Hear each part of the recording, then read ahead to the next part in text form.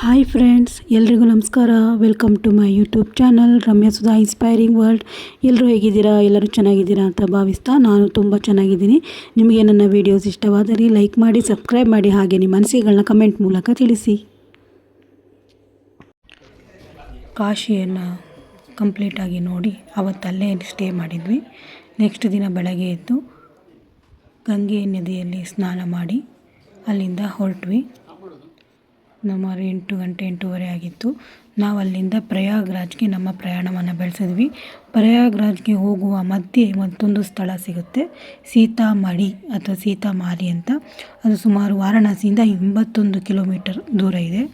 ಸೀತಾಮಾರಿ ಭಾರತದ ಉತ್ತರ ಬಿಹಾರದಲ್ಲಿರುವ ನೇಪಾಳದ ಗಡಿಯಲ್ಲಿರುವ ಪವಿತ್ರ ಸ್ಥಳವಾಗಿದೆ. ಹಿಂದೂ ಪುರಾಣಗಳಲ್ಲಿ ಸೀತಾದೇವಿಯ ಜನ್ಮಸ್ಥಳವೆಂದು ಪ್ರಸಿದ್ಧವಾಗಿರುವ ಇದು ಒಂದು ಪ್ರಮುಖ ಯಾತ್ರಾ ಸ್ಥಳವಾಗಿದ್ದು, ರಾಜ ಜನಕನ ಹೊಲಗಳನ್ನು ಉಳುಮೆ ಮಾಡುವಾಗ ಸೀತಾದೇವಿಯು ಮಣ್ಣಿನ ಮಡಕೆಯಿಂದ ಕಾಣಿಸಿಕೊಂಡಳು ಎಂದು ನಂಬಲಾಗಿದೆ. ಸೀತಾ ಭೂಗರ್ಭವನ್ನು ಸೇರಿದ ಜಾಗ ಇದು ಅಂತ ಕೂಡ ಕರೀತಾರೆ. ತುಂಬ ಚೆನ್ನಾಗಿತ್ತು ಸ್ಥಳ ಮಾತ್ರ. ನೀವೇ ನೋಡ್ಬೋದು, ಸೀತಾಮಡಿಗೆ ಎಂಟ್ರಿ ಆಗ್ತಿದ್ದಂಗೆ ಇಲ್ಲಿ ಹನುಮನ ಒಂದು ದೊಡ್ಡ ಗೋಪುರ ಕಂಡು ಬರುತ್ತೆ. ಇಲ್ಲಿ ಪ್ರತಿಮೆ, ಅದರ ಕೆಳಗೆ ಗುಹೆಯಲ್ಲಿ ದೇವಸ್ಥಾನ ಇದೆ.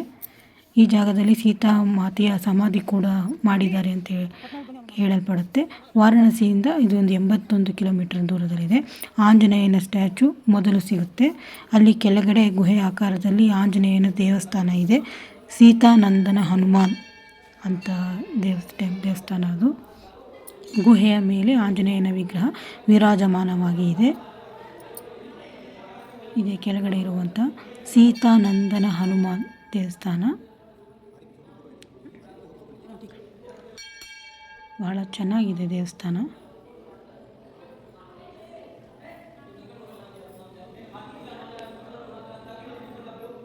ನಾವು ಸುಮಾರು ಒಂದು 10 ಗಂಟೆ ಆಗಿತ್ತು ರೀಚ್ ಆದಾಗ. ಇಲ್ಲಿ ಕೂಡ ಪಕ್ಕದಲ್ಲಿ ಪೇಂಟಿಂಗ್ಗಳಿದೆ. ಇಲ್ಲಿ ಹನುಮನ್ನ ಇಲ್ಲಿ ಸೆರೆ ಹಿಡಿದಿದ್ರು ಲವಕುಶರು ಅಂತ ಕೂಡ ಹೇಳ್ತಾರೆ.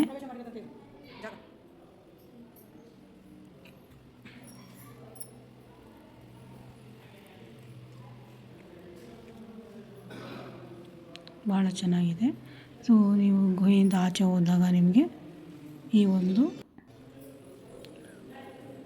ಸ್ಟ್ಯಾಚು, ಆಂಜನೇಯನ ಸ್ಟ್ಯಾಚು ಕಂಡುಬರುತ್ತೆ. ಮೇಲ್ಗಡೆ ಇದೆ. ಸೊ ಮೊದಲು ನೀವು ದೇವಸ್ಥಾನಕ್ಕೆ ಹೋಗುವ ಮೊದಲು ಇದೇ ಸಿಗೋದು. ಅಲ್ಲಿಂದ 200 ಮೀಟರ್ ದೂರದಲ್ಲಿ ಸೀತಾಮಾತೆಯ ದೇವಸ್ಥಾನ ಸಿಗುತ್ತೆ ನಿಮಗೆ. ಇದನ್ನು ಮುಗಿಸ್ಕೊಂಡು ಇದರ ನಂತರ ದೇವಸ್ಥಾನ ಸಿಗುತ್ತೆ. ಪಾರ್ಕಿಂಗ್ ಇದರ ಪಕ್ಕದಲ್ಲೇ ಮಾಡ್ಬೋದು. ಸೀತಾಮಡಿ ದೇವಸ್ಥಾನವು ತಮಸಾ ನದಿಯ ದಡದಲ್ಲಿ ಇದೆ. ಈ ದೇವಸ್ಥಾನ ಸೀತೆಯ ಒಂದು ಭೂಗರ್ಭಕ್ಕೆ ಅವಳು ಸೇರಿದಂತಹ ಸ್ಥಳ ಅಂತ ಕೂಡ ಕರೀತಾರೆ. ಇಲ್ಲಿ ನಿಮಗೆ ಸೀತಾರಾಮನ ವಿಗ್ರಹಗಳು ಇಲ್ಲಿ ತುಂಬ ಚೆನ್ನಾಗಿ ಸಿಗುತ್ತೆ. ಇಲ್ಲಿ ಅಷ್ಟು ಜನ ಬರೋದಿಲ್ಲ, ಏಕೆಂದರೆ ಎಲ್ಲ ಅಷ್ಟು ಜನಗಳಿಗೆ ರೀಚ್ ಆಗಿಲ್ಲ ಈ ಒಂದು ಸ್ಥಳ. ಬಟ್ ತುಂಬ ಚೆನ್ನಾಗಿದೆ ದೇವಸ್ಥಾನ. ಪ್ರಯಾಗ್ರಾಜ್ಗೆ ಹೋಗೋ ರೂಟಲ್ಲಿ ಹೋಗೋರು, ಓನ್ ವೆಹಿಕಲ್ ಹೋಗೋರು ಆರಾಮಾಗಿ ಇದನ್ನು ನೋಡಿಕೊಂಡು ಇದರ ನಂತರ ನಾವು ಪ್ರಯಾಗ್ರಾಜನ್ನು ಹೋಗಿ ಅಲ್ಲಿಂದ ಮುಂದೆ ಹೋಗ್ಬೋದು. ಅಥವಾ ಪ್ರಯಾಗ್ರಾಜಿಂದ ಕಾಶಿಗೆ ಬರೋರು ಸಹ ಫಸ್ಟ್ ಇದನ್ನು ನೋಡಿ ಕಾಶಿಗೆ ಹೋಗ್ಬೋದು. ಓನ್ ವೆಹಿಕಲ್ ಇರೋರಿಗೆ ಅನುಕೂಲ ಚೆನ್ನಾಗಿದೆ. ಬಸ್ ಫೆಸಿಲಿಟಿ ಬಗ್ಗೆ ಅದು ಕೆಲವೊಂದು ಇದರಿಂದ ಆಟೋ ಮಾಡ್ಕೊಂಡು ಬರಬೇಕಾಗತ್ತೆ ಇಲ್ಲಿಗೆ. ಸೊ ಇದೇ ಈ ಸೀತಾಮರಿ ದೇವಸ್ಥಾನ. ತುಂಬ ಚೆನ್ನಾಗಿ ಮೇಂಟೈನ್ ಮಾಡಿದ್ದಾರೆ ದೇವಸ್ಥಾನನ. ಇಲ್ಲಿ ಬಂದೆಲ್ಲ ಕಾಯಿನ್ಸ್ನ ಹಾಕ್ತಾರೆ. ಇಲ್ಲಿ ನೋಡಿ ಸೀತಾದೇವಿಯ ಒಂದು ವಿಗ್ರಹ ಇದ್ದಾರೆ. ಕೆಲವರೆಲ್ಲ ಕಾಯಿನ್ಸ್ ಹಾಕಿದ್ರು ಇಲ್ಲಿ.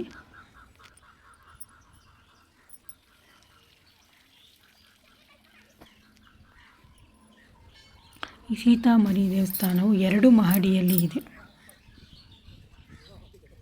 2 ಸ್ಟೆಪ್ಪಲ್ಲಿದೆ. ಕಾಣ್ತಾ ಇರ್ಬೋದು ನಿಮಗೆ, ಬಿಳಿ ಒಂದು ಗೋಪುರ ಏನು ಕಾಣಿಸ್ತದೆ. ಇದು 2 ಮಹಡಿಯಲ್ಲಿದೆ. ಇದು ನಾವು ಮಗ್ತಿರೋದು ಮೇಲ್ಗಡೆದು, ಕೆಳಗಡೆ ಒಂದಿದೆ. ಸೊ ಇಲ್ಲಿ ಮೇಲ್ಮಹಡಿಯಲ್ಲಿ ಅಮೃತಶಿಲೆಯಲ್ಲಿ ಮಾಡಿರುವಂತಹ ಸೀತಾಮಾತೆಯ ಮೂರ್ತಿ ಇದೆ. ಇಲ್ಲಿ ನಾವೇನು ಹೋಗ್ತಾ ಇದ್ದೀವಿ, ಇಲ್ಲಿ ಅಮೃತಶಿಲೆಯಲ್ಲಿ ಸೀತಾಮಾತೆಯ ವಿಗ್ರಹವನ್ನು ಮಾಡಿದ್ದಾರೆ. ಈ ಒಂದು ಇದರಲ್ಲಿ ಇಲ್ಲಿ ವಿಗ್ರಹ ಸುತ್ತ ಮಿರರ್ ವರ್ಕಲ್ಲಿ ಪೇಂಟಿಂಗ್ ಕೂಡ ಭಾಳ ಚೆನ್ನಾಗಿ ಮಾಡಿದ್ದಾರೆ. ಇಲ್ಲಿ ನೋಡ್ಬೋದು ಪೇಂಟಿಂಗ್ ವರ್ಕ್ಗಳು ಹೇಗಿದೆ ಅಂತ. ಇದು ಸೀತಾಮಾತೆಯ ಒಂದು ಸ್ಟೋರಿಯನ್ನು ಈ ಪೇಂಟಿಂಗ್ ವರ್ಕ್ ಮುಖಾಂತರ ತಿಳಿಸೋ ರೀತಿಯಲ್ಲಿ ಪೇಂಟ್ ವರ್ಕ್ ಮಾಡಿದ್ದಾರೆ. ನೋಡಿ ಎಷ್ಟು ಅದ್ಭುತವಾಗಿದೆ ನೋಡಿ. ಎಲ್ಲ ಮಿರರ್ ವರ್ಕಲ್ಲಿ ಮಾಡಿರುವಂಥದ್ದು. ರಾಮ, ಸೀತೆ, ಲಕ್ಷ್ಮಣ, ಲವ, ಕುಶ ಪ್ರತಿಯೊಬ್ಬರನ್ನು ಬಗ್ಗೆನೂ ವಾಲ್ಮೀಕಿಯ ಒಂದು ಆಶ್ರಮ ಆಗಿದ್ದರಿಂದ ಸ್ಥಳ ಇದು. ಅವ್ರದ್ದು ಕಂಪ್ಲೀಟ್ ಎಲ್ಲರದ್ದು ಕೂಡ ಇಲ್ಲಿ ಇದು ಮಾಡಿದ್ದಾರೆ. ಲವಕುಶ ಹುಟ್ಟಿದಂತಹ ಸ್ಥಳ ವಾಲ್ಮೀಕಿ ಆಶ್ರಮ. ಈ ಒಂದು ಸ್ಥಳ ವಾಲ್ಮೀಕಿ ಆಶ್ರಮ ಕೂಡ ಆಗಿತ್ತಂತೆ. ಸೊ ನಾವು ಈಗ ಹೋಗ್ತಿರೋದು ಕೆಳಗಡೆ ಮಹಡಿಯಲ್ಲಿ. ಇದೇ ಜಾಗದಲ್ಲಿ ಸೀತಾ ಭೂಮಿ ಮಡಿಲಿಗೆ ಸೇರಿದಂತಹ ಒಂದು ಸ್ಥಳ ಆಗಿರೋದ್ರಿಂದ ಕೆಳಮಹಡಿಯಲ್ಲಿ ಸೀತಾಮಾತೆ ಭೂರ್ಗವ ಸೇರಿದಂಥ ವಿಗ್ರಹ ಕೆತ್ತನೆ ಮಾಡಿದ್ದಾರೆ. ಅಲ್ಲಿ ನಾವು ಕೆಳಗಡೆ ಹೋದಾಗ ನೋಡಿ, ಇಲ್ಲಿ ಒಳಗಡೆ ಹೋದರೆ ನೋಡಿ, ಅಲ್ಲಿ ಸೀತಾಮಾತೆಯ ಒಂದು ಭೂಗರ್ಭಕ್ಕೆ ಸೇರಿದಂಥ ಒಂದು ಇದನ್ನು ಮಾಡಿ ಗ್ಲಾಸ್ ಕ್ಲೋಸ್ ಮಾಡಿದ್ದಾರೆ. ಇದು ನೋಡಿ ಸೀತಾಮಾತೆ. ಸೀತೆ ಭೂಮಿ ಒಳಗೆ ಹೋಗಿದ್ದು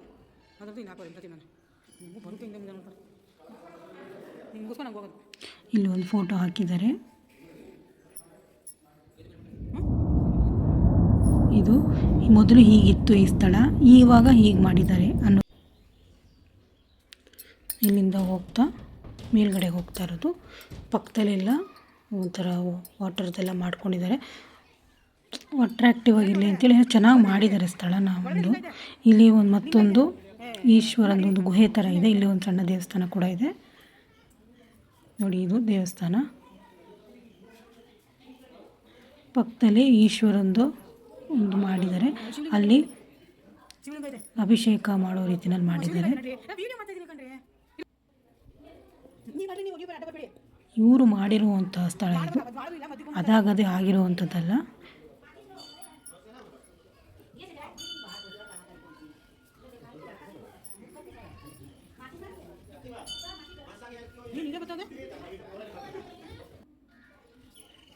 ಆ ಕಡೆಯಿಂದನೂ ಬರಬಹುದು, ಈ ಕಡೆಯಿಂದನೂ ಎರಡು ಸೈಡಿಂದ ಕೂಡ ಇದೆ. ಇಲ್ಲಿ ನೋಡಿ, ಇದು ಲಿಂಗರೂಪಿ. ಅಲ್ಲಿ ಮುಗಿಸ್ಕೊಂಡ್ವಿ ನಾವು. ಹಾಗೆ ಚುರುಮುರಿ ತೊಗೊಂಡು ಮಾವಿನಕಾಯಿ ಹಾಕಿ ಮಾಡಿದ್ರು, ಭಾಳ ಚೆನ್ನಾಗಿತ್ತು. ಸುಮ್ಮನೆ ಟೇಸ್ಟ್ ನೋಡೋಣ ಅಂತ ತೊಗೊಂಡು ಅಲ್ಲಿಂದ ನಾವು ಪ್ರಯಾಗ್ರಾಜ್ ಕಡೆ ನಮ್ಮ ಪ್ರಯಾಣವನ್ನು ಬೆಳೆಸಿದ್ವಿ. ಪ್ರಯಾಗ್ರಾಜಿಗೆ ಬಂದ್ವಿ. ಪ್ರಯಾಗ್ರಾಜ್ನಲ್ಲಿ ನಾವು ಫಸ್ಟ್ ಹೋಗಿದ್ದು ಬಡೆ ಹನುಮಾನ್ ದೇವಸ್ಥಾನಕ್ಕೆ. ಇದು ಪ್ರಯಾಗ್ರಾಜ್ನಲ್ಲಿರುವ ಸಂಗಮ್ ಮತ್ತು ಕೋಟೆಯ ಬಳಿ ಗಂಗಾ ಮತ್ತು ಯಮುನಾ ನದಿಗಳ ದಡದಲ್ಲಿ ಹನುಮಾನ್ ದೇವಾಲಯ ಇದೆ. ಬಡೆ ಹನುಮಾನ್ಜಿ ದೇವಾಲಯ ಎಂದು ಕೂಡ ಕರೀತಾರೆ ಇದಕ್ಕೆ. ಸಂಗಮ್ ನಗರದಲ್ಲಿರುವಂಥ ಬಡೆ ಹನುಮಾನ್ಜಿ, ಕೋಟೆಯ ಹನುಮಾನ್ಜಿ, ಲೊಟ್ಟೆ ಹನುಮಾನ್ಜಿ ಮತ್ತು ಬಂಧನ್ ಹನುಮಾನ್ಜಿ ಅಂತ ಕೂಡ ಕರೆಯಲಾಗುತ್ತೆ. ಹನುಮಾನ್ಜಿಯ ಪ್ರತಿಮೆ ಹೊರಗುವ ಭಂಗಿಯಲ್ಲಿದೆ. ಒಂದು ತೋಳಿನಿಂದ ಆದಿರಾವಣನನ್ನು ಮತ್ತೊಂದರಿಂದ ಇನ್ನೊಂದು ರಾಕ್ಷಸನನ್ನು ಹಿಡಿದಿಟ್ಟುಕೊಳ್ಳುತ್ತದೆ. ಹನುಮಾನ್ಜಿ ಹೊರಗುವ ಭಂಗಿಯಲ್ಲಿರುವ ಏಕೈಕ ದೇವಾಲಯ ಇದಾಗಿದೆ. ಇಲ್ಲಿ ಸ್ಥಾಪಿತವಾದ ಹನುಮಾನ್ಜಿ ಪ್ರತಿಮೆ 20 ಅಡಿ ಎತ್ತರವಾಗಿದೆ. ದೇವಾಲಯದ ಗರ್ಭಗುಡಿಯಲ್ಲಿ ಹನುಮಂತನ ವಿಗ್ರಹವನ್ನು ಸ್ಥಾಪಿಸಲಾಗಿದೆ. ಇದು ದೇವಾಲಯದಿಂದ 8 ರಿಂದ 10 ಅಡಿ ಕೆಳಗಡೆ ಇದೆ. ಅದು ಕೂಡ ದೇವಸ್ಥಾನ ತುಂಬ ರಶ್ ಇತ್ತು. 2 ಗಂಟೆಗೆ ಕ್ಲೋಸ್ ಅಂತ ಹೇಳ್ತಿದ್ರು. ನಾವು ಸುಮಾರು 1 ಗಂಟೆ 1:30 ಆಗಿತ್ತು ನಾವು ಆ ಸ್ಥಳನ ರೀಚ್ ಆಗೋದಕ್ಕೆ. ದೇವಸ್ಥಾನನ ಸ್ವಲ್ಪ ಜನ ಇದ್ದರು. ನಾವು ಕೂಡ ಫಸ್ಟು ಹನುಮಾನ್ಜಿ ದರ್ಶನ ಮಾಡ್ಕೊಂಬಿಟ್ಟು ಆಮೇಲೆ ಬೇರೆ ಕಡೆ ಹೋಗೋಣ, ಯಾಕಂದರೆ ದೇವಸ್ಥಾನ ಕ್ಲೋಸ್ ಆಗಿಬಿಡುತ್ತೆ ಅನ್ನೋ ಕಾರಣಕ್ಕೆ. 4 ಗಂಟೆ 4:15 ತನಕ ದೇವಸ್ಥಾನ ಓಪನ್ ಇರಲ್ಲ ಅಂತ ಹೇಳಿದ್ರು. ಸೊ ಹಾಗಾಗಿ ನಾವು ಫಸ್ಟ್ ದೇವ್ರ ದರ್ಶನ ಮಾಡ್ಕೊಂಬಿಟ್ರೆ ಆಮೇಲೆ ಮುಂದಿನ ಸ್ಥಳಗಳನ್ನ ನೋಡ್ಬೋದು ಅಂಥೇಳಿ ನಾವು ರಶಲ್ಲಿ ನಿಂತ್ಕೊಂಡು ದರ್ಶನಕ್ಕೆ ಹೊರಟ್ವಿ.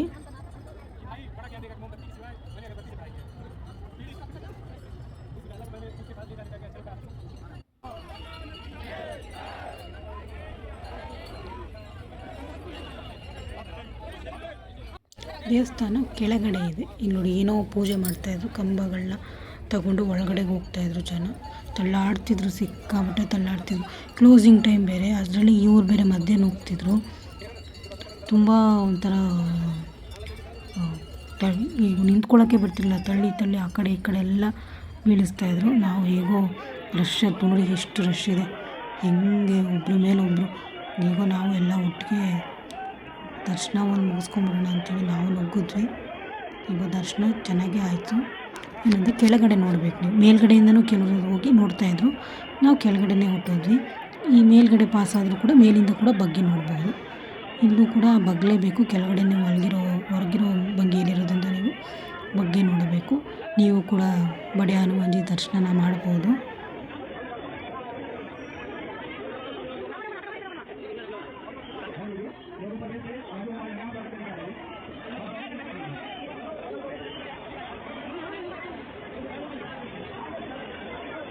ನಾವು ಕೂಡ ಶನಿವಾರ ಹೋಗೋದ್ರಿಂದ ಶನಿವಾರ ಸಾಮಾನ್ಯವಾಗಿ ಆಂಜನೇಯ ದೇವಸ್ಥಾನ ರಶ್ ಇರುತ್ತೆ.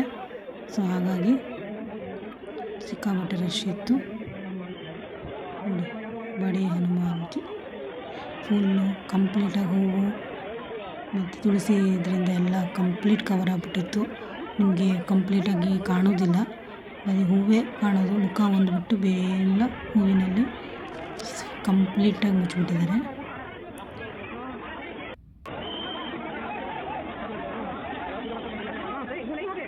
ಹೊರಗಡೆ ಒಂದು ಫೋಟೋ ನೋಡಿದ್ರೆ ಅದು ಹೇಗಿದೆ, ಒಳಗಡೆ ಕಂಪ್ಲೀಟ್ ಕಾಣೋದೇ ಇಲ್ಲ ಆ ಥರ. ನಾವು ಬೇಗ ದರ್ಶನ ಮುಗಿಸ್ಕೊಂಡು ಮತ್ತೊಂದು ಅಲ್ಲೇ ಆಟೋ ಮಾಡ್ಕೊಂಬಿಟ್ವಿ. ಫಸ್ಟು ಒಂದು ಊಟ ಮಾಡ್ಕೊಂಬಿಟ್ಟು ಅಲ್ಲಿ ಸಿಕ್ಕಿದ್ದು ಇಡ್ಲಿ ಪೂರಿ ಇಷ್ಟೇ ಸಿಕ್ಕಿದ್ದು ನನಗೆ. ಫಸ್ಟು ಒಂಚೂರು ಹೊಟ್ಟೆ ಪೂಜೆ ಮಾಡ್ಕೊಂಬಿಟ್ಟು ನೆಕ್ಸ್ಟ್ ಹೋಗೋಣ ಅಂಥೇಳಿ ಅಲ್ಲೇ ಊಟ ಮಾಡ್ಕೊಂಡು ಅಲ್ಲಿಂದ ಒಂದು ಆಟೋ ಮಾಡ್ಕೊಂಡ್ವಿ. ಈ ಕಡೆ ಎಲ್ಲ ಪಕ್ಕನೇ ಇದೆ, ನಾವು ಹುಡ್ಕೊಂಡು ಹೋಗೋಕ್ಕಾಗಲ್ಲ ಅಂಥೇಳಿ ಒಂದು ಆಟೋ ಮಾಡಿಕೊಂಡು ಅವ್ರು ಅಲ್ಲಿಂದ ನಮಗೆ ಎಲ್ಲ ಸ್ಥಳ ತೋರಿಸಿದ್ರು. ಇದು ಬಂದು ಕೋಟೆ, ಪ್ರಯಾಗ್ರಾಜಲ್ಲಿರುವಂಥ ಒಂದು ಕೋಟೆ ಇದು. ಈ ಕೋಟೆ ಮುಖಾಂತರ ಮೊದಲನೇ ನಾವು ಸ್ಥಳಕ್ಕೆ ಹೋದ್ವಿ. ಇದು ಬಡೆ ಹನುಮಾನ್ಜಿ ಟೆಂಪಲ್ ಪಕ್ಕದಲ್ಲೇ ಬರುತ್ತೆ ಈ ಕೋಟೆ ಬಂದು. ನಾವು ಈಗ ಬಂದಿದ್ದು ಅಕ್ಷಯವಟ, ಅದನ್ನೇನಂತಾರೆ ಕೊಳೆಯದ ಆಲದ ಮರ. ಕುರುಕ್ಷೇತ್ರದಲ್ಲಿ ಅಕ್ಷಯವಟ ಎಂದು ಹೇಳಿಕೊಳ್ಳುವ ಒಂದು ಮರ ಇದು. ಅಕ್ಷಯವಟ ದೇವಾಲಯವು ಭಾರತದ ಪ್ರಯಾಗ್ರಾಜ್ನಲ್ಲಿರುವ ಒಂದು ಪ್ರಾಚೀನ ಮತ್ತು ಪ್ರಮುಖ ಹಿಂದೂ ದೇವಾಲಯವಾಗಿದೆ. ಇದರ ಆವರಣದಲ್ಲಿರುವ ಅಮರ ಅಕ್ಷಯವಟ ಮರದಿಂದ ಇದು ತನ್ನ ಹೆಸರನ್ನು ಪಡೆದುಕೊಂಡಿದೆ. ಇದನ್ನು ಭಕ್ತರು ವಿಷ್ಣುವಿನ ಅಭಿವ್ಯಕ್ತಿಯನ್ನು ಪೂಜಿಸುತ್ತಾರೆ. ಹಿಂದೂ ಧರ್ಮ ಗ್ರಂಥಗಳು ಹೇಳುವಂತೆ ಭಗವಾನ್ ರಾಮನು ತನ್ನ ವನವಾಸದ ಸಮಯದಲ್ಲಿ ಈ ಸ್ಥಳಕ್ಕೆ ಭೇಟಿ ನೀಡಿದ್ದನು ಎಂದು ನಂಬಲಾಗುತ್ತದೆ. ಪುರಾಣಗಳ ಪ್ರಕಾರ ಅಕ್ಷಯವಟದಲ್ಲಿರುವ ಆಲದ ಮರವು 3000 ವರ್ಷಗಳಿಗಿಂತ ಹಳೆಯದು ಎಂದು ನಂಬಲಾಗಿದೆ. ಈ ದೇವಾಲಯವು ಸಂಗಮ್ ಪ್ರದೇಶದ ಯಮುನಾ ನದಿಯ ದಡದಲ್ಲಿದೆ. ಜೊತೆಗೆ ಭಗವಾನ್ ನರಸಿಂಹ ಮತ್ತು ಇತರ ದೇವತೆಗಳಿಗೆ ಅರ್ಪಿತವಾದ ದೇವಾಲಯವಾಗಿದೆ. ಈ ದೇವಸ್ಥಾನ ನೋಡಿ, ಇಲ್ಲಿ ಒಂದು ದೇವಸ್ಥಾನ ಮತ್ತು ಭಾಳ ಚೆನ್ನಾಗಿತ್ತು. ಒಳಗಡೆ ಕೂಡ ದೇವ್ರುಗಳನ್ನ ತುಂಬ ಚೆನ್ನಾಗಿ ಮಾಡಿದ್ದಾರೆ. ಬಟ್ ಏನು ಗೊತ್ತಾ, ಯಾವುದೇ ದೇವಸ್ಥಾನಕ್ಕೆ ಹೋಗಿ ನೀವು ಮುಂದ್ಗಡೆ ಪುರೋಹಿತರು ಇರ್ತಾರೆ, ದುಡ್ಡು ಹಾಕಿ ಆಮೇಲೆ ಮಾತಾಡಿ ಅಂತ. ಇಲ್ಲಿ ಇರೋದು ಅಕ್ಷಯವಟದ ಆಲದ ಮರ ಇರೋದು ಸುತ್ತಮುತ್ತ ಇವರು ದೇವಸ್ಥಾನಗಳನ್ನ ಸೃಷ್ಟಿ ಮಾಡಿದ್ದಾರೆ ಹಾಗೆ ಹೇಳ್ಬೋದು, ಸೃಷ್ಟಿ ಮಾಡಿದ್ದಾರೆ ಅಂತಲೇ ಹೇಳ್ಬೋದು. ಇಲ್ಲೂ ಕೂಡ ಕೆಳಗಡೆ ಆದಂಗೆ ಕೂಡ ಒಳಗಡೆ ಸುಮಾರು ದೇವಸ್ಥಾನಗಳನ್ನ ಮಾಡಿದ್ದಾರೆ. ಅಲ್ಲಿ ವಿಡಿಯೋಗ್ರಫಿ ಅಲೋ ಇಲ್ಲ ಅಂತ ಹೇಳ್ತಾರೆ, ಕೆಳಗಡೆ ಇಳಿದು ಹೋಗಬೇಕು. ಅವರೇ ಒಂದು ರೂಟ್ ಮಾಡಿಬಿಟ್ಟಿದ್ದಾರೆ, ನಾವು ಚೇಂಜ್ ಮಾಡೋಂಗೆ ಇಲ್ಲ, ಆ ಲೈನಲ್ಲೇ ಪಾಸ್ ಆಗಬೇಕು. ನಾವು ಅಲ್ಲಿಗೆಲ್ಲ ನೋಡಿಕೊಂಡೇ ನಾವು ಬರಬೇಕಾಗತ್ತೆ, ಮಧ್ಯದಲ್ಲಿ ಚೇಂಜ್ ಮಾಡ್ಕೊಳ್ಳೋಕ್ಕೂ ಅವಕಾಶ ಇಲ್ಲ.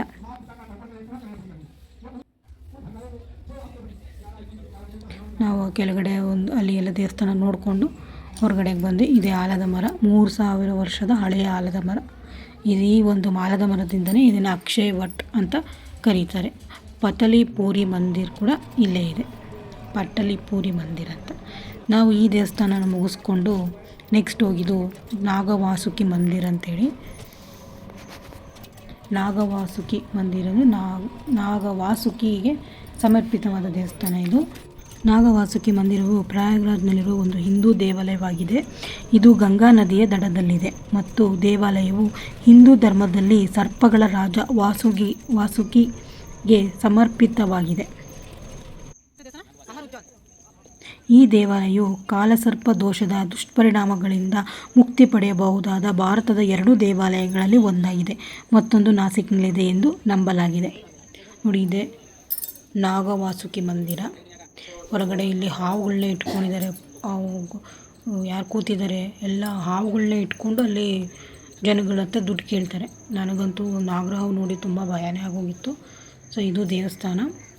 ಜನ ಏನಂತ ಜಾಸ್ತಿ ಇರಲಿಲ್ಲ, ನಾರ್ಮಲಾಗೇ ಇದ್ದರು. ಇಲ್ಲಿಗೆ ಬಂದಾಗ ನೀವು ದೇವ್ರು ನೋಡ್ಬೋದು. ಇದೇ ಮೇಯ್ನ್ ದೇವರು. ಈ ದೇವಸ್ಥಾನ ಸರ್ಪಗಳ ರಾಜ ವಾಸುಕಿಯವರಿಗೆ ಸಮರ್ಪಿತವಾದಂಥ ದೇವಸ್ಥಾನ ಅಂತ ಹೇಳ್ತಾರೆ. ಸೊ ಇಲ್ಲಿ ಒಂದು ದೊಡ್ಡದಾಗಿ ವಿಗ್ರಹ ಮಾಡಿದ್ದಾರೆ ನೋಡಿ. ಇಲ್ಲೇ ನೋಡಿ ಹಾವುಗಳನ್ನ ಇಟ್ಕೊಂಡಿದ್ದಾರೆ. ಅಪ್ಪ ಭಯ ಆಗ್ತಿತ್ತು ನಿಜವಾಗ್ಲೂ ನೋಡಿ. ಸೊ ನಾವು ಅದನ್ನು ಮುಗಿಸ್ಕೊಂಡು ಆಲೋಪಿ ಶಂಕರಿ ಶಕ್ತಿಪೀಠಕ್ಕೆ ಬಂದ್ವಿ. ಇದು ಆಲೋಪಿ ಶಂಕರ ದೇವಿ ಶಕ್ತಿಪೀಠ ಮಂದಿರ ಅಂತೇಳಿ ಪ್ರಯಾಗ್ರಾಜ್ನಲ್ಲಿರುವಂಥ ಆಲೋಪಿ ದೇವಾಲಯವು ಅತ್ಯಂತ ವಿಶಿಷ್ಟವಾದ ಹಿಂದೂ ದೇವಾಲಯವಾಗಿದೆ.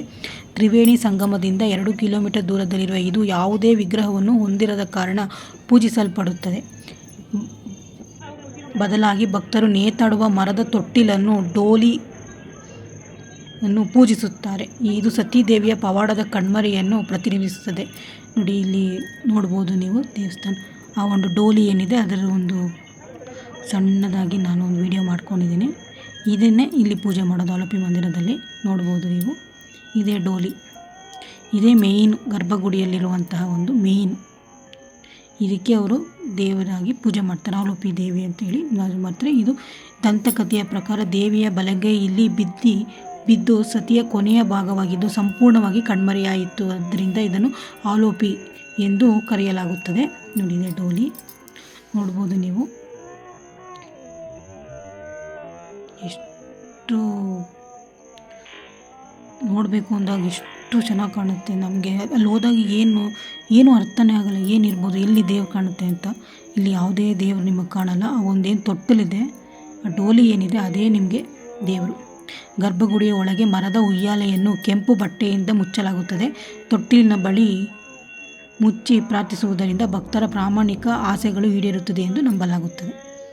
ಅಷ್ಟೇ, ಆ ತೊಟ್ಟಿಲಿನೇ ನೀವು ನಿಮ್ಮ ಒಂದು ಏನು ಆಸೆ ಇದೆ ಎಲ್ಲ ಹೇಳ್ಕೊಂಡ್ರೆ ಅದು ನೆರವೇರುತ್ತೆ ಅಂತ ಹೇಳ್ತಾರೆ. ಸೊ ಅದನ್ನು ಮುಗಿಸ್ಕೊಂಡು ನಾವು ಹೊರಗಡೆ ಬಂದ್ವಿ. ಮತ್ತೊಂದು ದೇವಸ್ಥಾನ ಹಿಡಿದು, ಬಟ್ ದೇವಸ್ಥಾನ ಕ್ಲೋಸ್ ಆಗಿತ್ತು. ದೇವಸ್ಥಾನ ಅಂತ ಹೇಳಿ ಜಸ್ಟ್ ನೋಡ್ಕೊಳ್ಳಿ ಅಂತೇಳಿ ಹಾಗೆ ನಮ್ಮನ್ನು ಮುಂದೆ ಕರ್ಕೊಬಂದರು. ಸೊ ನಾವು ಇಲ್ಲಿಂದ ಅವರು ಮುಗಿಸ್ಕೊಂಡು ನಮ್ಮನ್ನು ತ್ರಿವೇಣಿ ಸಂಗಮಕ್ಕೆ ಡ್ರಾಪ್ ಮಾಡಿದ್ರು. ತ್ರಿವೇಣಿ ಸಂಗಮದಲ್ಲಿ ನಾವು ತ್ರಿವೇಣಿ ಸಂಗಮ ನೋಡೋಕ್ಕೋಸ್ಕರ ಬೋಟ್ನಲ್ಲಿ ಹೋಗೋದಕ್ಕೆ ನಾವು ಇದು ಮಾಡ್ಕೊಂಡ್ವಿ. ತ್ರಿವೇಣಿ ಸಂಗಮವು 3 ನದಿಗಳ ಸಂಗಮವಾಗಿದ್ದು ಇದು ಪವಿತ್ರ ಸ್ಥಳವಾಗಿದೆ. ಇಲ್ಲಿ ಸ್ನಾನ ಮಾಡುವುದರಿಂದ ಎಲ್ಲ ಪಾಪಗಳು ದೂರವಾಗುತ್ತದೆ ಮತ್ತು ಪುನರ್ಜನ್ಮದ ಚಕ್ರದಿಂದ ಮುಕ್ತರಾಗುತ್ತಾರೆ ಎಂದು ಹೇಳಲಾಗುತ್ತದೆ. 3 ಶಕ್ತಿಶಾಲಿ ನದಿಗಳ ಸಂಗಮವು ಐತಿಹಾಸಿಕ ನಗರವಾದ ಪ್ರಯಾಗ್ರಾಜ್ನಲ್ಲಿ ತ್ರಿವೇಣಿ ಸಂಗಮವನ್ನು ಸೃಷ್ಟಿಸಿತು. ಗಂಗಾ, ಯಮುನಾ ಮತ್ತು ಸರಸ್ವತಿ ನದಿಗಳು ಸಂಗಮಿಸುವ ವಿಶೇಷ ಸ್ಥಳವಾಗಿದೆ ಈ ಪ್ರಯಾಗ್ರಾಜ್.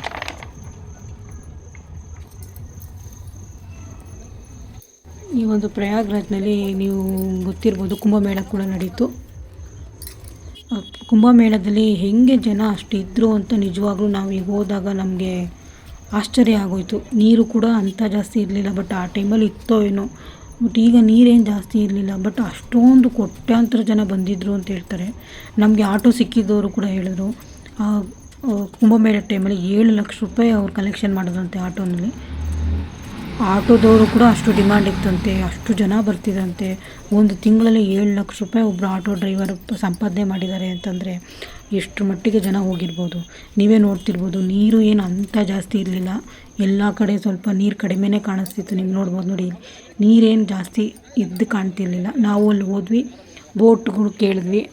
ಅವರೇ ಬರ್ತಿದ್ರು, 3,000 ರೂಪಾಯಿ ಹೇಳ್ತಿದ್ರು, 4,000 ರೂಪಾಯಿ, 5,000 ರೂಪಾಯಿ ಹೇಳ್ತಿದ್ರು. ಯಾಕೆ ನಾವು ಬರೀ ನಮ್ಮನ್ನು ಮಾತ್ರ ಕರ್ಕೊಂಡು ಹೋಗ್ತೀವಿ ಅಂತ. ಕಡೆಗೆ ಒಬ್ಬರ ಹತ್ರ ಮಾತಾಡಿ 1,200 ರೂಪಾಯಿಗೆ ನಾವು ಮಾತಾಡಿ, ಅವ್ರು ಒಪ್ಕೊಳ್ಳಿಲ್ಲ, ಬಟ್ ನಾವು ಮಾತಾಡಿ ನಮ್ಮ ಫ್ಯಾಮಿಲಿ ಒಂದು ಬೋಟ್ನ ಅರೇಂಜ್ ಮಾಡಿಕೊಂಡು ನಾವು ತ್ರಿವೇಣಿ ಸಂಗಮಕ್ಕೆ ಹೋದ್ವಿ.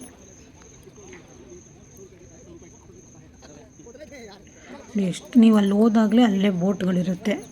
ಏನು ಯಾರನ್ನೂ ಕೇಳಬೇಕಾಗಿಲ್ಲ. ಯಾರಾದರೂ ಒಬ್ಬರು ಬೋಟ್ನವ್ರ ಹತ್ರ ಮಾತಾಡಿ ನೀವು ತೊಗೊಂಡು ಹೋಗ್ಬೋದು. ನಾನು ಬಟ್ಟೆನೂ ಕೂಡ ತೊಗೊಂಡೋಗಿದ್ದೆ ತ್ರಿವೇಣಿ ಸಂಗಮದಲ್ಲಿ ಸ್ನಾನ ಮಾಡಲಿಕ್ಕೋಸ್ಕರ.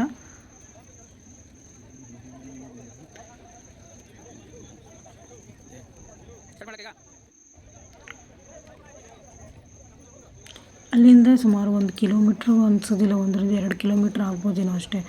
ಆ ಒಂದು ಅವ್ರು ಕರ್ಕೊಂಡು ಹೋಗುವಂಥ ಸ್ಥಳಕ್ಕೆ ಜಾಸ್ತಿ ಸಮಯ ಕೂಡ ತೊಗೊಳ್ಳಲ್ಲ. ಆದರೂ ಸಹ ಅವರು ಹೇಳುವಷ್ಟು ತುಂಬ ರೇಟ್ ಹೇಳ್ತಾರೆ. ನಾವು ಸ್ವಲ್ಪ ನೋಡಿ ಮಾಡಿ ಮಾತಾಡಿಕೊಂಡು ಹೋಗಬೇಕು. ಇಲ್ಲಾಂದರೆ ಈ ಮೋಸ ಮಾಡೋದು ಸಿಕ್ಕಾಬಟ್ಟೆ, ಇಲ್ಲಿ ಮೋಸ ಸಿಕ್ಕಾಬಟ್ಟೆ ಆಗುತ್ತೆ. ನೀವು ನೋಡಿಕೊಂಡು ಹೋಗಬೇಕು ಅಷ್ಟೇ.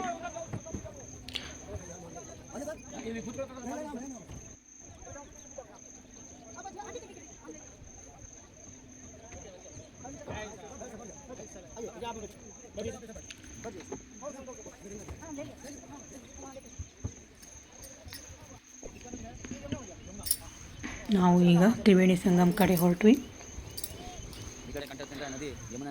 ಸುಮಾರು 4 ಗಂಟೆ 4:15 ಆಗಿತ್ತು.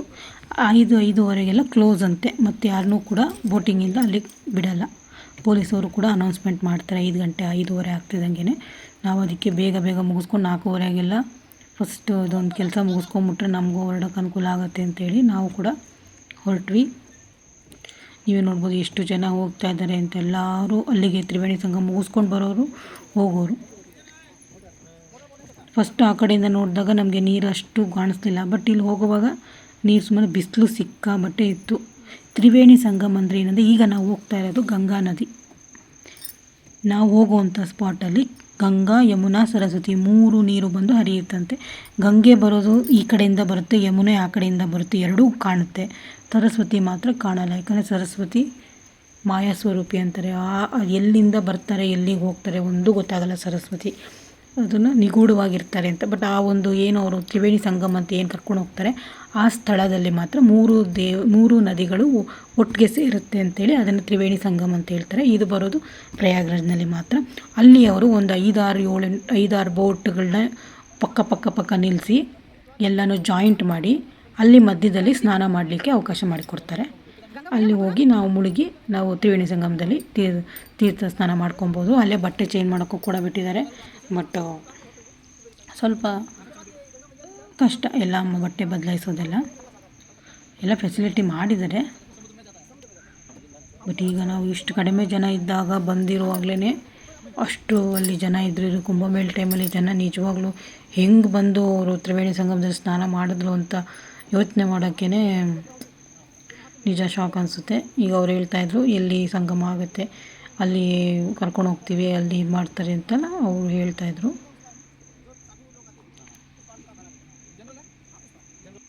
ಬ್ರಿಡ್ಜು ಈಗ ಬ್ರಿಡ್ಜಿಂದ ಇಲ್ಲ ಮಾಕುಂಬೇಳ ಅಲ್ಲಿ ಅಲ್ಲಿಂದ पानी इतना कम क्यों है? वहाँ जब आएंगे ना अंदर जब प्रयागराज एंटर करेंगे ना पानी यहाँ पर पानी है. जब हम एंट्री हो गए ना तो सारे पानी में थोड़ा पानी रहता है. यहाँ पर है पानी. ನಮ್ಮ ಮಾವನವರು ಸುಮಾರು 3 ಸಲ ಅವರು ಬಂದಿದ್ದಾರೆ. ಇದು ಕಾಶಿಗೆ ಆಗಿರ್ಬೋದು, ಅಯೋಧ್ಯೆ ಆಗಿರ್ಬೋದು, ಪ್ರಯಾಗ್ರಾಜಲ್ಲಿ ಅವ್ರು ಬಂದು ಸ್ನಾನ ಮಾಡಿ ಹೋಗಿದ್ದಾರೆ. ಈಗ ಅವರು ಸ್ನಾನ ಮಾಡಲಿಕ್ಕೆ ಸ್ವಲ್ಪ ಅವರು ಈ ನೀರಲ್ಲಿ ಇಳಿಯೋಕ್ಕೆ ಸ್ವಲ್ಪ ಹೆದರ್ತಾರೆ. ಸೊ ಹಾಗಾಗಿ ಅವರು ನೀರಿನಲ್ಲಿ ಇಳಿಯೋದಿಲ್ಲ. ನಾವಷ್ಟೇ ಸ್ನಾನ ಮಾಡ್ಕೊಂಡ್ವಿ. ಮಾವನವರು ಅಲ್ಲೇ ಕೂತಿದ್ರು. ಅವರು ನಮ್ಮ ಜೊತೆ ಬಂದಿರೋದೇ ನಮಗೆ ಬಹಳ ಖುಷಿ ಇರುತ್ತೆ. ಅವರು ಏನು ಮಾಡಲಿಲ್ಲ ಅಂದರೆ ನಮ್ಮ ಜೊತೆ ಇದ್ದಾರೆ ಅನ್ನೋದೇ ನಮಗೆ ಖುಷಿ. ಎಲ್ಲ ಕಡೆ ಭಾಳ ಇಂಟ್ರೆಸ್ಟಾಗಿ ನಾನು ಬರ್ತೀನಿ, ಬೋಟಲ್ಲಿ ಆಗಲ್ಲ ಅಂತಂದರೂ ಇಲ್ಲ ನಾನೇ ಬರ್ತೀನಿ, ನಾನು ನೋಡ್ತೀನಿ, ಎಲ್ಲ ಮತ್ತೊಮ್ಮೆ ನೋಡಬೇಕು ನಾನು ಅಂತ ಅವರ ಒಂದು ಉತ್ಸಾಹನ ತೋರಿಸೋದು ಬಹಳ ಖುಷಿ ಆಗುತ್ತೆ. ಅವರು ಆರಾಮಾಗಿ ಕೂತ್ಕೋತಿದ್ರು. ಅವರು ನೀರಿನಲ್ಲಿ ಇಳಿಯೋದು ಅಂದರೆ ಮಾತ್ರ ಅವ್ರಿಗೆ ಸ್ವಲ್ಪ ಹೆದರ್ತಾರೆ ಅಷ್ಟೇ. ನೋಡಿ ಇದೇ ನೋಡಿ ತ್ರಿವೇಣಿ ಸಂಗಮ ನಾನು ಹೇಳ್ದಂಗೆ ಬೋಟ್ಗಳನ್ನ ಸುತ್ತನೇ ಇಟ್ಟು ಮಧ್ಯದಲ್ಲಿ ಸ್ನಾನ ಮಾಡಲಿಕ್ಕೆ ಅವಕಾಶ. ಒಬ್ಬರಿಗೆ 50 ರೂಪಾಯಿ ಬೋಟಲ್ಲಿ ಇಳಿದಾಗ. ಸುಮಾರು 2-3 ಕಡೆ ಗುಂಪಾಗಿ ಮಾಡ್ಕೊಂಡಿದ್ದಾರೆ. ಇಲ್ಲೇ ನೋಡ್ಬೋದು ನೀವು. ಈ ಕಡೆ ಒಂದು ಗುಂಪಿದೆ, ಆ ಕಡೆ ಒಂದು 2-3 ಗುಂಪುಗಳಾಗಿ ಮಾಡ್ಕೊಂಡಿರ್ತಾರೆ. ಅಲ್ಲಿ ಒಂದು ಅಷ್ಟು ಬೋಟ್ಗಳನ್ನ ಸೇರಿಸಿ ಸ್ನಾನಕ್ಕೆ ಇಳಿಯೋಕ್ಕೆ ಕೆಳಗಡೆ ಮರದ ದೊಂಬಿಗಳನ್ನೆಲ್ಲ ಹಾಕಿ ಆಳ ಇರಬಾರ್ದು ಇಳಿದಾಗ ಅಂಥೇಳಿ ಆ ಥರ ಮಾಡ್ಕೊಂಡಿರ್ತಾರೆ. ಯಾಕಂದರೆ ನೀರಲ್ಲಿ ಆಳ ಇರೋದ್ರಿಂದ ನೀವು ಡೈರೆಕ್ಟ್ ಇಳಿಯೋಕ್ಕಾಗಲ್ಲ ಸ್ನಾನ ಮಾಡಲಿಕ್ಕೆ. ಕೆಳಗಡೆ ಬೊಂಬನೆಲ್ಲ ಹಾಕಿ ನಿಂತ್ಕೊಂಡ್ರು ಕೂಡ ನಾವು ಮುಳುಗ್ದರ ರೀತಿಯಲ್ಲಿ ವ್ಯವಸ್ಥಿತವಾಗಿ ಮಾಡ್ಕೊಂಡಿರ್ತಾರೆ. ಅಲ್ಲಿ ಮಾತ್ರ ನೀವು ತ್ರಿವೇಣಿ ಸಂಗಮದಲ್ಲಿ ಇಳಿಯೋಕ್ಕಾಗೋದು. ಸುಮ್ಮನೆ ಎಲ್ಲಂದರಲ್ಲಿ ನೀವು ಹೋಗಿ ತ್ರಿವೇಣಿ ಸಂಗಮದಲ್ಲಿ ಸ್ನಾನ ಮಾಡ್ತೀನಿ ಅಂದರೆ ಖಂಡಿತ ಅಲ್ಲಿ ಆ ರೀತಿ ಮಾಡಲಿಕ್ಕಾಗಲ್ಲ. ಅವ್ರು ಎಲ್ಲಿ ಆ ಫೆಸಿಲಿಟಿನ ಮಾಡಿಕೊಟ್ಟಿದ್ದಾರೆ, ಎಲ್ಲಿ ನಾವು ಮಾಡ್ಬೋದು ಅಂತಿರುತ್ತೆ ಅಲ್ಲೇ ಹೋಗಿ ಮಾಡಬೇಕಾಗತ್ತೆ. ಈ ಥರ ಒಂದು ಜಾಗ ಮಾಡ್ಕೊಂಡಿರ್ತಾರೆ. ಒಬ್ಬೊಬ್ಬರು ಬೋಟ್ನರು ಒಂದೊಂದು ಜಾಗದಲ್ಲಿ ಹೋಗ್ತಾರೆ. ಇವರು ಇಲ್ಲಿ ಹೋಗಿದ್ರು. ಆ ಕಡೆಯೂ ಒಂದು ಗ್ರೂಪ್ ಥರ ಇತ್ತು, ಅಲ್ಲೂ ಕೂಡ ಹೋಗ್ಬೋದು. ಸೊ ಇವ್ರು ಎಲ್ಲಿ ಇರುತ್ತೆ ಅಲ್ಲಿ ಕರ್ಕೊಂಡು ಬರ್ತಾರೆ ಇವರು ಅಷ್ಟೇ. ಸುಮಾರು ಒಂದು 2-3 ಕಡೆ ಈ ಥರ ಮಾಡ್ಕೊಂಡಿರ್ತಾರೆ. ಮೇ ಬಿ ಕುಂಭಮೇಳ ಸಮಯದಲ್ಲಿ ಇನ್ನೂ ಜಾಸ್ತಿ ಮಾಡಿದ್ರೋ ಏನೋ. ಈ ಟೈಮಲ್ಲಿ ಇಷ್ಟಿತ್ತು. ಸೊ ನಾವು ಕೂಡ ಈಗ ಬಂದು ರೀಚ್ ಆದ್ವಿ. ತ್ರಿವೇಣಿ ಸಂಗಮ ಇದೇನೆ. ಆಲ್ರೆಡಿ ಸುಮಾರು ಜನ ಬಂದು ನಿಂತಿದ್ದಾರೆ ಬೋಟ್ ಅವರು.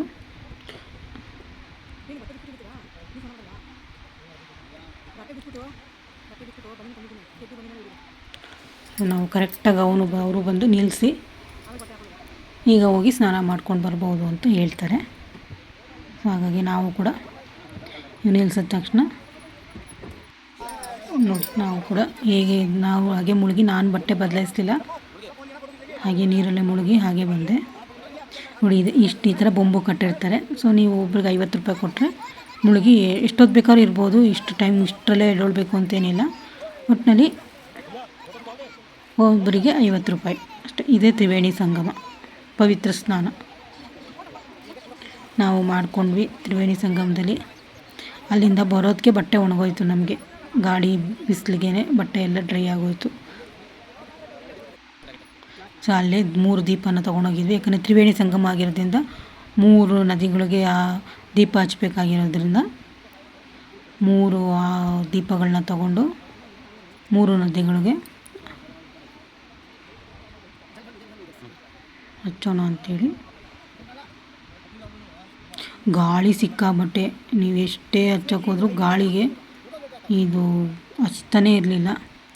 ಆಮೇಲೆ ಅಲ್ಲೇ ಇದ್ದವರು ಇನ್ನೊಂದು ಸ್ವಲ್ಪ ಅದೇನೋ ಇದು ಮಾಡೋಕ್ಕೋಗಿ ಹಚ್ಚಿ ಅಂತೇಳಿ ಹೆಲ್ಪ್ ಮಾಡಿದ್ರು. ಹಾಗೆ 3 ನದಿಗಳಿಗೆ, ಗಂಗಾ ಯಮುನಾ ಸರಸ್ವತಿಗೆ 3 ಆರತಿಗಳನ್ನ ಮಾಡಿದ್ವಿ.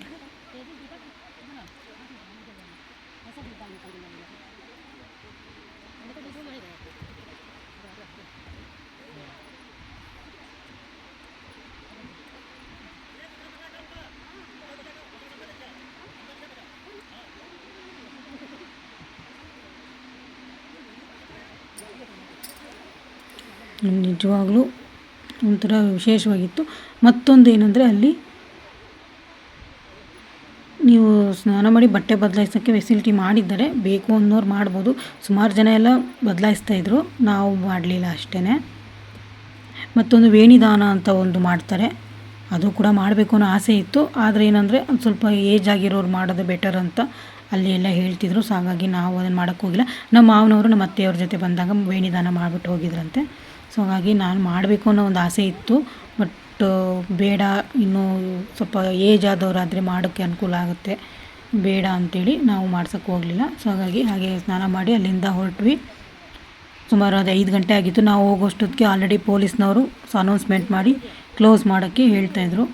ನಮ್ಮದೇ ಲಾಸ್ಟ್ ಅನ್ಕೋತೀವಿ, ನೆಕ್ಸ್ಟ್ ಯಾರು ಹೋಗೋರು ಇರಲಿಲ್ಲ. ಬೋಟಿಂಗು ಕ್ಲೋಸಿಂಗ್ ಇತ್ತು. ನೋಡ್ಬೋದು ಎಷ್ಟು ಚೆನ್ನಾಗಿ ಇದೆ ಅಂಥೇಳಿ, ನೋಡೋದೇ ಒಂಥರ ಅದ್ಭುತ. ಪಕ್ಷಿಗಳು, ಪಾರಿವಾಳಗಳು ಅದ್ಭುತವಾಗಿತ್ತು. ನಮಗೂ ಭಾಳನೇ ಖುಷಿಯಾಯಿತು. ಸೊ ನಾವಾಗಿ ಪ್ರಯಾಗ್ರಾಜ್ನ ಮುಗಿಸ್ಕೊಂಡು ಇದೆಲ್ಲ ಕ್ಲೀನಿಂಗ್ ಮಾಡೋವಂಥದ್ದು ಮಿಷಿನ್ ಹೆಂಗೆ ಹೋಗ್ತಾಯಿದೆ ನೋಡಿ.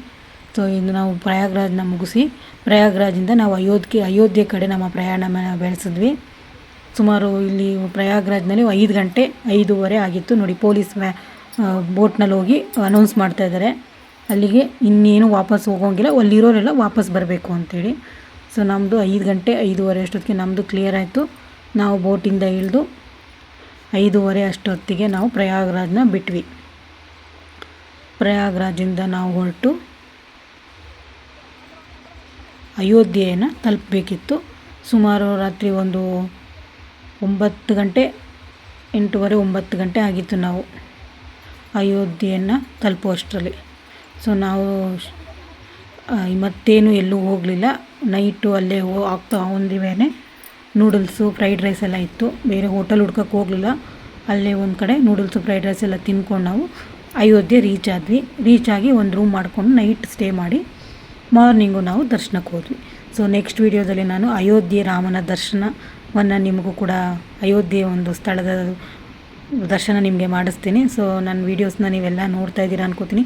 ನನ್ನ ವೀಡಿಯೋಸ್ನ ನೋಡಿ ಲೈಕ್ ಮಾಡಿ, ಸಬ್ಸ್ಕ್ರೈಬ್ ಮಾಡಿ, ನೋಡಿ ಶೇರ್ ಮಾಡಿ, ನಿಮ್ಮ ಅನಿಸಿಕೆಗಳನ್ನ ಕಮೆಂಟ್ ಮೂಲಕ ತಿಳಿಸಿ.